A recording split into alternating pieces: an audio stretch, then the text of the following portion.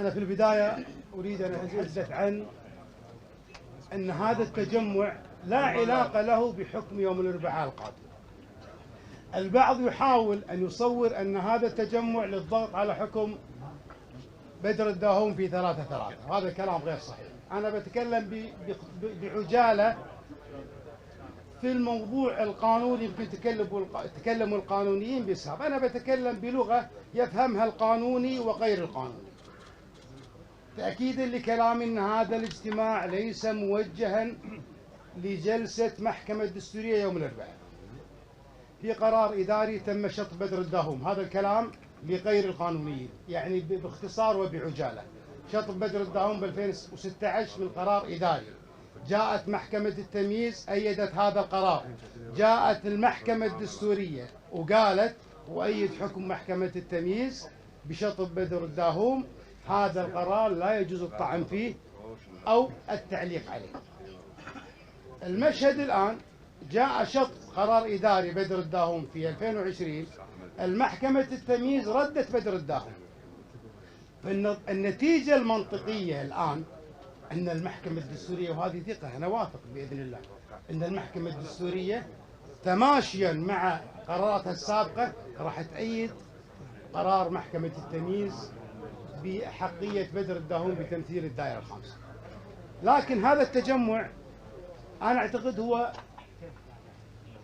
يعني بحاجة له بدر الداهوم، لأن بدر الداهوم تعرض لهجمة شرسة، وبدر الداهوم قالوها النواب قبلي وقالها الشعب الكويتي، بدر راس ما هو مثل غيره. ترى مو حلوة الشخص يتكلم عن نفسه ويقول أنا راس وكثير والراس كثير الأذى. بدر ما قالها عن نفسه، بدر قالوها النواب وقالها الشعب الكويتي. بدر راس والراس كثير الأذى. بدر مشكلته اللي قاعد يتعرض له بدر من خلال ال3 شهور الماضية من تهجم، ترى أسبابه منطقية. أول سبب لم يترك الرئيس الحالي يفعل كما كان في السابق.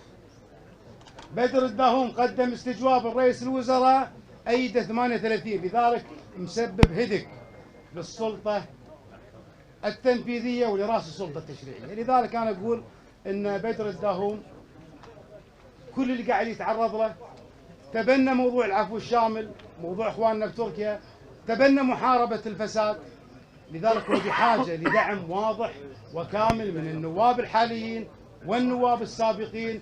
وأنا أقول لأبو حمد رسالة باسمي وباسم الشعب الكويتي: سر يا الشجاع الذي ما خان أمته، ولا يغرنك الشذاذ والغجر، سر لا تخف من لئيم في مكائده، فما عوى الكلب إلا ولقم الحجر.